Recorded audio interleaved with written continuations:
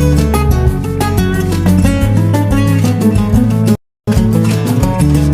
assalamualaikum warahmatullahi wabarakatuh. Izin memperkenalkan diri, nama saya Putri Rasulullah dengan NPM 2213101021. Di sini saya akan menjelaskan tentang perjuangan masa kemerdekaan.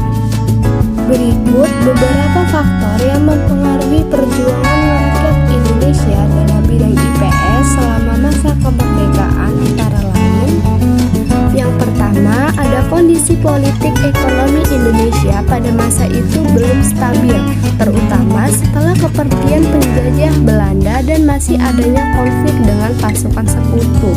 Kemudian, perluasan dan pengembangan ilmu pengetahuan dan teknologi yang masih terbatas pada masa itu, serta masih banyaknya kelemahan dalam hal pengelolaan sumber daya alam dan manusia. Selanjutnya, ada peran penting dalam perjuangan kemerdekaan Indonesia. Pada masa itu, IPS merupakan bagian pendidikan nasional yang memiliki tujuan untuk membentuk manusia Indonesia yang memiliki identitas nasional dan semangat kebangsaan yang kuat. IPS juga berperan dalam membentuk kritis dan aktif dalam proses perjuangan kemerdekaan. Berikut adalah beberapa peran IPS dalam perjuangan kemerdekaan Indonesia. Yang pertama, ada memperkuat identitas nasional. Yang kedua, ada menumbuhkan semangat nasionalisme. Yang ketiga, ada mengajarkan keterampilan kritis. Dan yang terakhir, ada mendorong partisipasi masyarakat. Itu semua merupakan peran penting dalam perjuangan kemerdekaan Indonesia pada bidang IPS.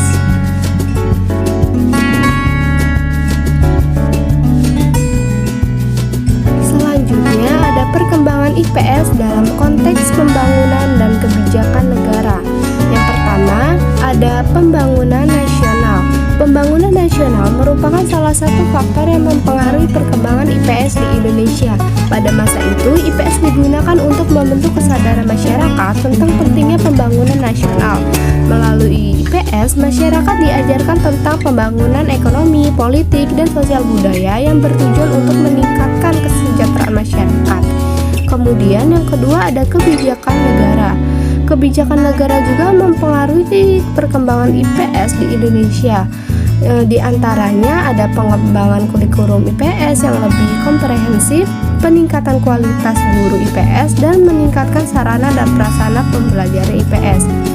Dan yang terakhir ada globalisasi. Perkembangan IPS di Indonesia pasca kemerdekaan memiliki banyak implikasi dalam konteks pembangunan dan kebijakan negara. IPS telah menjadi bagian penting dari pendidikan nasional dan membentuk kesadaran masyarakat tentang pentingnya pembangunan nasional dan memperkuat identitas nasional.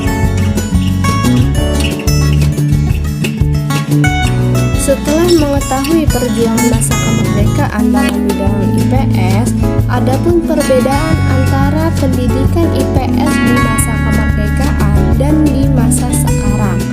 Pendidikan IPS atau ilmu pengetahuan sosial di masa kemerdekaan Indonesia lebih fokus pada pembentukan karakter nasionalisme dan patriotisme, serta menekankan adanya sejarah dan kebudayaan Indonesia. Sedangkan di masa sekarang, IPS lebih cenderung mengarah pada pemahaman tentang fenomena global dan multikulturalisme. Pada awal kemerdekaan, Indonesia masih rentan sekali dengan ancaman yang datang dari luar untuk menentukan kedaulatan negara. Oleh sebab itu, perlu untuk menanamkan jiwa nasionalisme dan patriotisme terhadap para pelajar di Indonesia. Begitu juga dengan pembelajaran pada pendidikan IPS. Namun saat ini zaman sudah mulai berubah.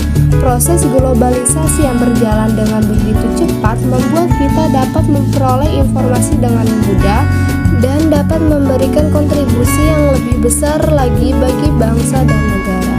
Oke, itu saja yang dapat saya sampaikan. Akhir kata, saya ucapkan terima kasih. Wassalamualaikum warahmatullahi wabarakatuh.